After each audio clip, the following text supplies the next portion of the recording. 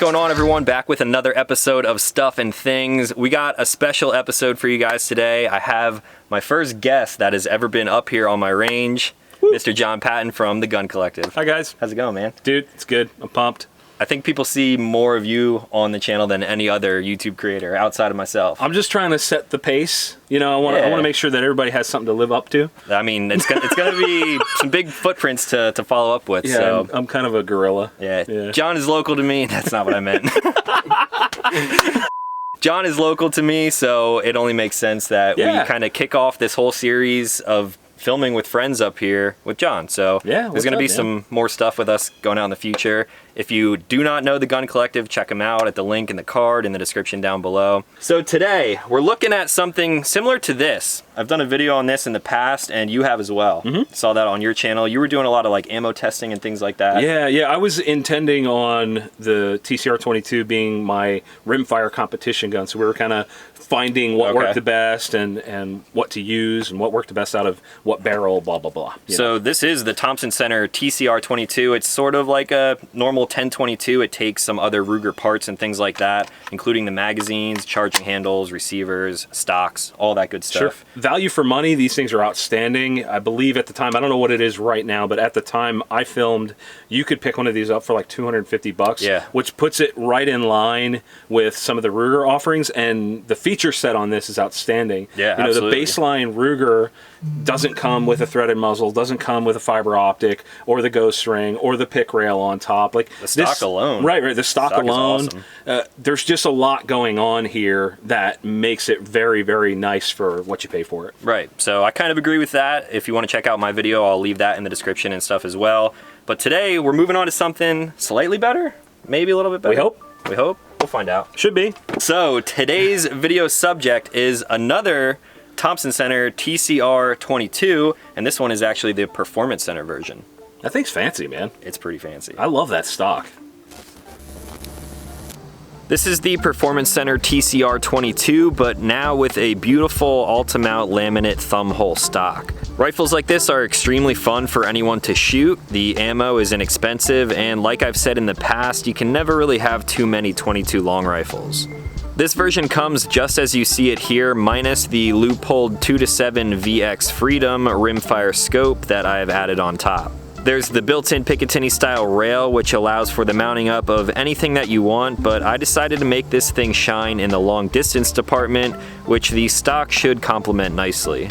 Just like the previous version, most parts on this gun are compatible with almost every 1022 part that you can find out there, including but not limited to the triggers, stocks, charging handles, and anything else that you might want to upgrade. It is fit with a fully machined aluminum receiver, which has great fit and finish, and also a 20-inch barrel with threads to accommodate a suppressor, which we will absolutely be testing today. The rest of the features are pretty standard, with a push-button safety, a fairly light and crisp trigger, and a 10-round mag coming right out of the box. Alright guys, so that is a quick rundown of what this thing has going on for it. I personally like the package. I think, like you said, it looks really nice. Yeah, it looks super nice. I really like the texturing on the grip area here too, up in the front as well. I think the scope is going to complement it pretty well, and I did just throw this on, so I'm not exactly sure how close it will be to zero, but we're back here at about 75 yards. We're shooting some pretty standard box of Federal here. It's just a bulk pack. This is super common ammo, and we're going to zero with this before we get into some other types of ammo, which you guys will see here in a second. So I'm gonna give you the first shots. All right, let's get these first shots down. Let's do it. Here we go.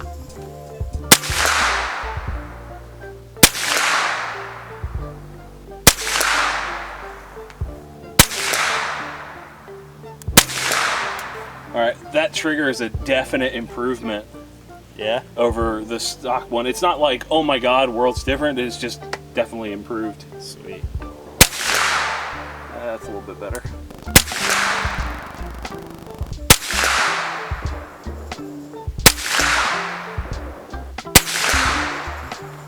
And I'm out. Did the last round hold open work? Yes, sir. Sweet. All right, first mag. First mag, I mean, it feels very similar to the other gun. A little bit heavier, a little bit more refined. I mean, it's a performance center gun, so that's expected. So far, pretty pleased. We'll see how she groups. Obviously, we're not in an ideal scenario for that kind of stuff, but I think so far so good. So you got this big guy to shoot at, but you're shooting at this little guy. Yeah, I was trying to hit here. This is my first kind of grouping, and I'm a little wobbly, but we're starting to get there. I brought it up to where we wanted it, but I'm hitting a little bit left. These were hitting a little bit left as well, so I probably need to bring the optic a little bit over. And with the ammo that we're shooting right now, it's not the greatest for accuracy, but it should be okay. I mean, yeah, we're just trying to get close right now. That would kill a squirrel at about 75 yards. All right, I'm gonna put 10 down at a different spot on the target. We'll see if I can do anything with it.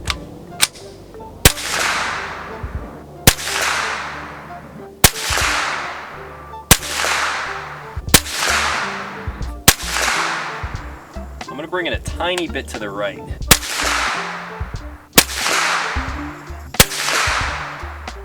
All right, so you guys got a lot of my first impression there. Definitely dig that optic. I really like that scope from Loophole. And then I believe bad groupings are probably gonna be on me and John today, but that's not looking too bad. You did better than I did. So my first couple shots were around here and here. And then once I brought it right, I got them closer to the middle there. Yeah, you did better than I did for sure. Maybe we could bring it a hair right, even more. Probably still come. And then elevation is probably on us because we're shooting off of my Vertex bag, so. Shout out to Vertex, bipod manufacturers now. You can use my code, Townside at checkout for 25% off your order. Or John's code, TGC. All right, guys, now we have shot a couple groups each. We put 40 rounds through it now. I think 40 rounds. Ish. And we got it zeroed with the ammo that we have right there as best to our ability. We're not out here trying to put down precision. We're just kind of getting a feel for the gun. We're not shooting quarters. We're just trying to get a feel for it. Yeah. What we really want to do now, though, is test out this guy right here. So after like literally a year and a half after the government shut down and all of that bullshit. You got stuck through that? Dude, 2 of them. I'm so sorry. I got them now, though. I'm so sorry. Just picked up this baby yesterday. This is a Rebel silencer. This is the SOS-22, so it is a 22 can. It's relatively cheap, actually very cheap. Yep. This is coming in at about $275, I believe. Okay. It's fully serviceable. You can completely take this thing down, and on the inside, not a whole lot of technology going on there. It's really just a tube with a hole in it, but it should work well for a 22. You really don't need a whole lot to suppress something like this. Right. So silencing a gun is about cooling and controlling gases exiting the muzzle. That's really what it's all about. So you don't need crazy technology to do it. It's just a matter of how much technology do you want to pay for, and you know, what are you going to do with the can? And for me, I'm kind of the opposite when it comes to cans and guns, because I personally do not like shooting very cheap, like budget style guns, anything like sub $200, because you start to run into things where you're lacking in the trigger ergonomics, and you don't carry a high point? No, I would. I should do a Yeet Cannon review. I've got two plus another one. I've got a bunch. We just got videos coming left and right. Cans, on the other hand, what do I want this thing to do? I want it to be quiet. Yeah. And typically when I buy a suppressor, I will put it on a gun and basically just leave it there. So my plan... I'm the same way. I don't like... You know, the QD thing is very popular, and people want to put it on like 80 different guns, but I'm the same way. Just put it on a gun and forget about it. Right, I feel the same way. So basically, I'm going to take this and put it on either this gun or the other TCR, and hopefully, as long as it sounds okay, we're going to leave it there. Yeah. So for now, we're going to be shooting some regular Cci Standard Velocity. This is what John chooses to shoot for most of your suppressor tests, or just 22? I've got a butt ton of it, and it's kind of a good baseline. It's good quality. CCI makes good ammo, and it's a good velocity. You have this issue of, is it supersonic, is it subsonic? That standard velocity is just under subsonic, so when you're testing a can, it's a good blend of quality and affordability. It's a good baseline. Yeah, it's a really good baseline. So we have not only that, but a few different other ammos that I just randomly picked up. I just kind of grabbed anything that I saw that caught my eye. So first we're gonna play with the modularity of this Rebel silencer. I'm probably gonna start with it. You wanna start with it tiny? I think we need to start with it tiny. Right, I'm on the same page with you. We're gonna start with this thing tiny, so I'll pull this off. It's so cute, look at it. It's so cute. So there we go. We got a tiny little micro can here. we can pop that thread protector off. We're gonna throw this on. I'm still gonna leave my ears on since we shoot a lot. It's a good idea to always shoot with ears on, even when it's suppressed. Yeah, I think it's gonna be muffled a little bit, but I don't think this is gonna be as effective as you and I both want it to be. Right, and obviously if we keep this whole thing on here, it's gonna be pretty. Yeah, it'll be good. Quiet, but then it's that long, so let's see what it sounds like, man. Let's throw it on and see how it sounds. It's pretty lightweight. All right, here we go with the two-piece version of the Rebel SOS-22. Really curious to see how this does. Very tiny. I've got no ears on. It's risky. Oh, it's very risky. Let's find out. You ready? Go for it. That's quiet. That's not bad. That's really not bad. I'm shooting at a rock. All right, I'm gonna put one in the dirt. See if the viewers at home can tell the difference here. That's actually really surprisingly good, which really does bode well for the larger configuration. Yeah. That's going to be real interesting. This thing is going to be very quiet. You're up. All right, now we're going to be rocking the 3-piece configuration. I'm shooting to the dirt too, like you did. I think I'm already getting that sensation of this being louder than the actual shot. Why don't you put one on a piece of steel, and we'll see what that sounds like. Yeah, here, listen to the steel at this distance. Still, 75 yards. Good Lord. The steel is loud now. How about the little guy? That's actually pretty good. I'm pretty pleased with that. I am as well. Here we go with the 4-piece on some rocks. Steel. And a little steel. You know what? No, let's do it in the dirt. Sounding good. I don't know if I noticed much difference that time from the last. Yeah, I'm really not. Well, we got one more to go. All right, and this is as long as this thing will get. 5-piece configuration, and it makes that 20-inch barrel a lot longer than it really needs to be. Sitting behind the gun, that action is way louder than it coming out there. Over here, it's the same way. Like.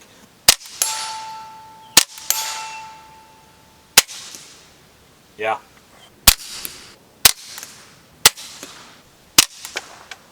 All right, so the standard velocity that we were shooting before is actually just under, so it's like subsonic when it's coming out of a barrel like this. It has a lot of dwell time in there, so it is coming out pretty quickly.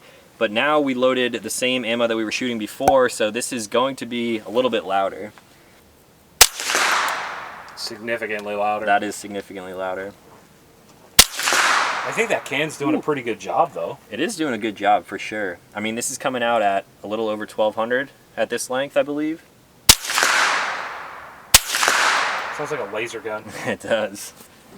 So after plinking around with this thing for a little bit, I believe that I'm going to leave it in the 3-piece configuration right here. This is basically going to be good for myself because I know that I'm most likely going to be shooting subsonic ammo through it. However, like John brought up, maybe if I'm out at the range and someone wants to shoot this, not that I really shoot at public ranges, but yeah, so if someone comes to a range or some place where I'm shooting this and they have regular standard velocity or something that would be supersonic, I still think that the 3 is going to do a better job than the 2, obviously, but in its full length with all of the baffles installed there, I think it is just a little bit too long for my liking, and in this configuration it'll still fit in a relatively normal rifle case. If I have the full length suppressor on there, it's not going to fit. It's like shotgun length at that point. So in this 3-piece configuration right now, we're going to shoot 3 fairly popular subsonic ammos. The first one that I'm going to be shooting is Cci Subsonic 22. This is a 40 grain bullet coming out at 1050 feet per second. All right, Cci Subsonic going in. Yeah, I'm cool with that. Yeah. I could shoot that all day. Sure. Still makes the steel sound pretty good too. Yeah, that's good, dude. Yeah. Let's see if these other ones make a difference. Now we've got some Remington Subsonic, this Jimmy Jam. It's actually coming out of the gun at the same speed as the Subsonic CCI, so in theory it should sound the same.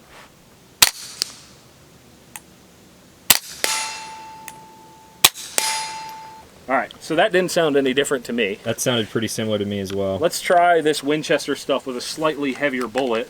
and see if we find a difference there. All right, here we go. This is the Winchester 45 grain stuff.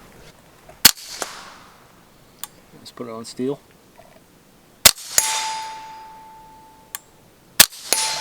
It's hitting that steel a little bit harder. I don't know if that's the heavier bullet or if it's moving a little faster.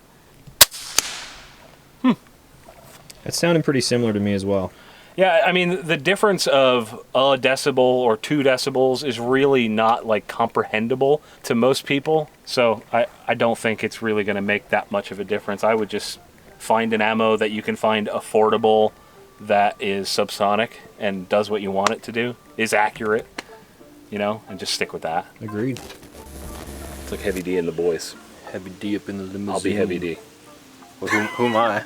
The boys. All right, guys, we're back for some final thoughts on not only the Performance Center Tc R22, but the Rebel SOS. What do you think, since you kind of spend a lot of time doing stuff like we did today with the ammo, suppressors, different guns? I think it's a good gun overall. You know, this is the kind of thing where if you're trying to get the most precise thing out there, you need to sit down and spend time with a lot of different types of ammunition, cleaning it between hand. Like, it's a laborious task. And what we did here today was very quick, very kind of off the cuff. We're just kind of having fun. For what we did today, I think it's a really solid rifle. I think the can surprised me because I did not have high expectations of the can, and I was actually pretty impressed that even in this shorter configuration, the suppression was pretty good. I was pleased with it. Yeah, and when you're going for a 22 can like this, a lot of people are like, oh, wait till this act passes and we can get them easily. That's absurd, because one, that's not, like, people are talking about the Hearing Protection Act still. That's dead. It's not coming.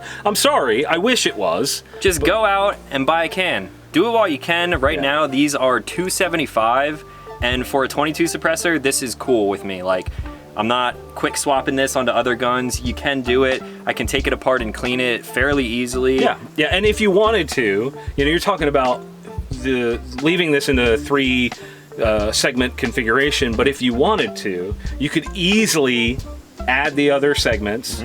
And if somebody, like, let's say somebody's kid comes shooting with you and they're really unfamiliar with guns, you don't want to have a loud report, make it as quiet as possible. Stack them on there, you know what I mean? You just throw them, keep them in your range bag. Buy 10 cans and then have a 20-foot long suppressor. There you go. Don't do that. Yeah, that's probably illegal. I don't know if it is, but I don't know. I don't recommend such a thing. Yeah, everything nowadays is illegal, so. There needs to be a legal disclaimer on the screen. We are not professionals. John's a moron. As far as the gun goes, I'm definitely a big fan of it. This is much more of a sit down and shoot from a bench style gun rather than the other TCR that we both reviewed. I like them both. This one is going to be a little bit more expensive, coming in at around the $600 mark. That is MSRP, so you may be able to find it a little bit cheaper.